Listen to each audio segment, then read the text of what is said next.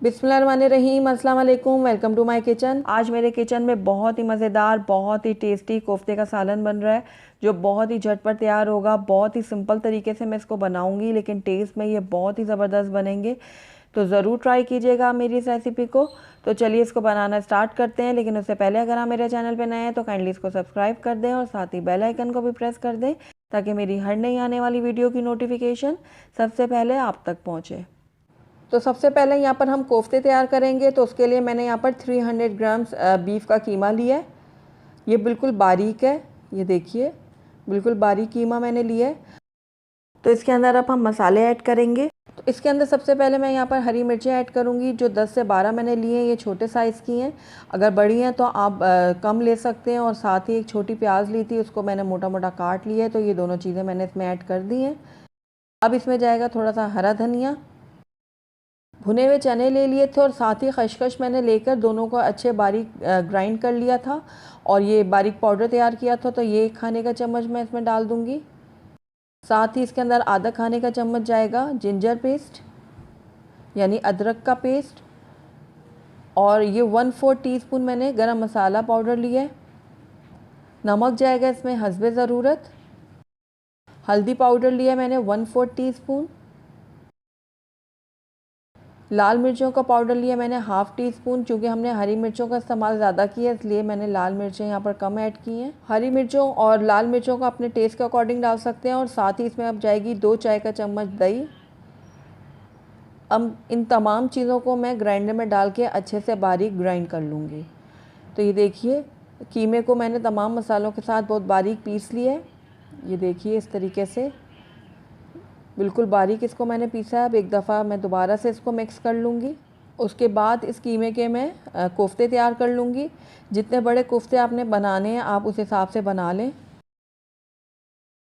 तो ये देखिए इस तरीके से मैं कोफ्ते तैयार कर लूँगी। तो इसको एक प्लेट में निकाल लूँगी और इसी तरीके से बाकी के कोफ्ते भी तैयार कर लूँगी।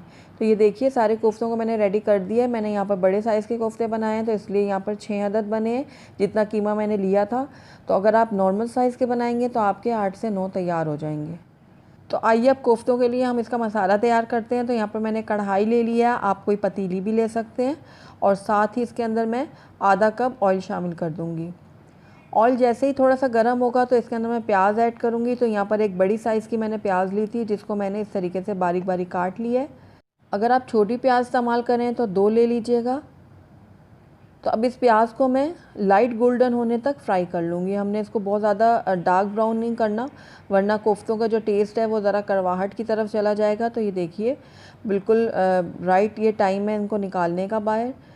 तो हमारे प्याज बहुत अच्छे से गोल्डन हो चुके हैं। अब इनको मैं बाहर निकाल लूँगी।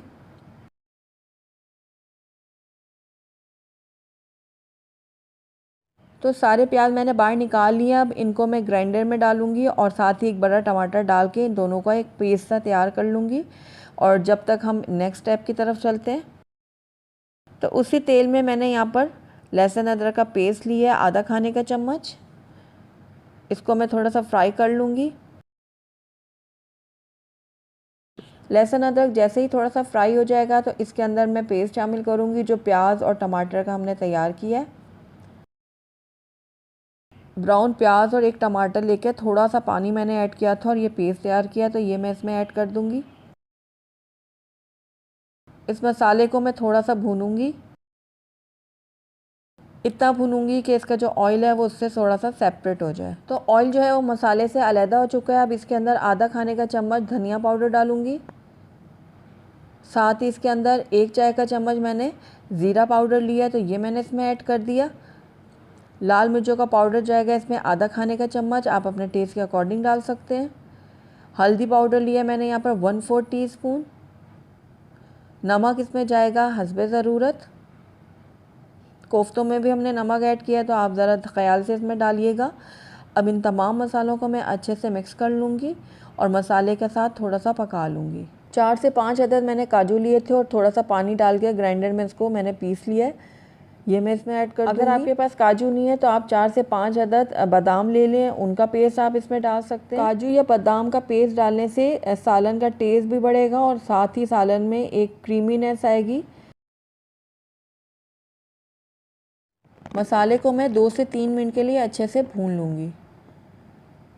तो ये देखिए 2 से 3 मिनट के लिए मैंने मसाले को अच्छे से भून लिया है। अब इस टाइम पे आकर इसके अंदर मैं दही ऐड करूँगी। तो ये 2 खाने के चम्मच मैंने इसमें दही ऐड की है।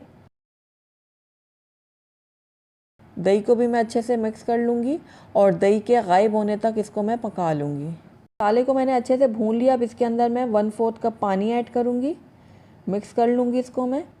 उसके बाद जो हमने कोफ्ते तैयार किए थे वो मैं एक एक करके इसमें शामिल कर दूँगी। कोफ्तों को मैं इस तरीके से हिलाऊंगी, इसमें चम्मच हमने बिल्कुल भी नहीं डालना वरना कोफ्ते हमारे टूट सकते हैं। तो बस थोड़ी थोड़ी देर के बाद मैं कोफ्तों को इसी तरीके से हिलाऊंगी। अब मैं इनको कवर कर दूंगी और मीडियम लो फ्लेम में कोफ्तों को पकने के लिए छोड़ दूंगी। तो तकरीबन 8 से 10 मिनट के लिए कोफ्तों को मैं पकाऊंगी मीडियम लो फ्लेम में और दरमियान में इनको मैं चेक भी करती रहूँगी। तो तकरीबन 5 से 6 मिनट हो गए कोफ्तों को मीडियम लो फ्लेम में पकते हुए। तो आइए अब इसको एक दफ़ा हम हिला लेते हैं इस तरीके से।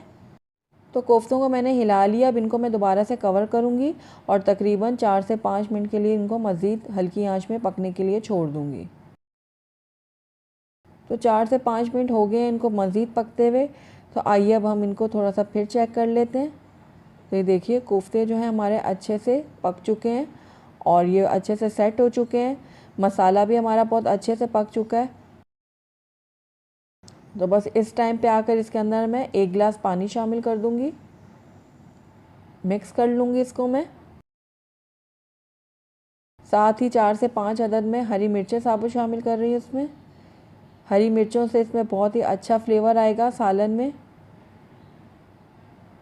उसके बाद दोबारा से इसको कवर करूँगी और 3 से 4 बॉयल आने तक इसको मैं पका लूँगी। तो तकरीबन 5 मिनट हो गए हैं इनको मीडियम आंच पे पकते हुए। तो आइए अब इनको चेक कर लेते हैं। तो ये देखिए सालन को आपने जितना गाढ़ा रखना है अपने हिसाब से आप रख सकते हैं। अगर आप चावल के साथ इनको सर्व कर रहे हैं तो थोड़ा सा आपको पतला रखना होगा सालन को, वरना अगर आप रोटी या चपाती के साथ सर्व कर रहे हैं तो आप सालन को थोड़ा गाढ़ा कर लें। तो मैं यहाँ पर चावलों के साथ इनको सर्व करने वाली हूँ तो इसलिए मैं सालन को बहुत ज़्यादा गाढ़ा नहीं करूँगी। तो ये देखिए सालन हमारा बिल्कुल रेडी है। आखिर में मैं इसके ऊपर थोड़ा सा हरा धनिया डालूँगी, मिक्स कर लूँगी इसको मैं। उसके बाद इसकी फ्लेम को मैं बंद कर दूँगी और आखिर में इसके ऊपर थोड़ा सा गरम मसाला छिड़क दूँगी। ये मेरा होममेड गरम मसाला है, इसका लिंक मैं आई बटन में दे रही हूँ। अगर आप चाहें तो इसकी रेसिपी वहाँ जाके चेक कर सकते हैं। तो बस इसको अब कवर कर दूँगी और 5 मिनट के बाद इसको मैं आपको सर्व करके दिखाती हूँ। अल्हम्दुलिल्लाह हमारे बहुत ही लजीज, बहुत ही मज़ेदार कोफ्ते का सालन बनके तैयार है। बहुत ही टेस्टी बनता है, बहुत ही यमी बनता है। आप इसको गरम गरम रोटियों के साथ सर्व करें या फिर बॉयल्ड राइस के साथ, दोनों के साथ ये बहुत ही मज़ेदार लगते हैं। अगर आप इनमें आलू ऐड करना चाहते हैं तो जब हम मसाला भून रहे थे तो उस टाइम पे उसको कर सकते हैं, लेकिन मैं यहाँ पर इनको बॉयल एग के साथ सर्व करूँगी तो इसलिए मैंने आलू ऐड नहीं किए।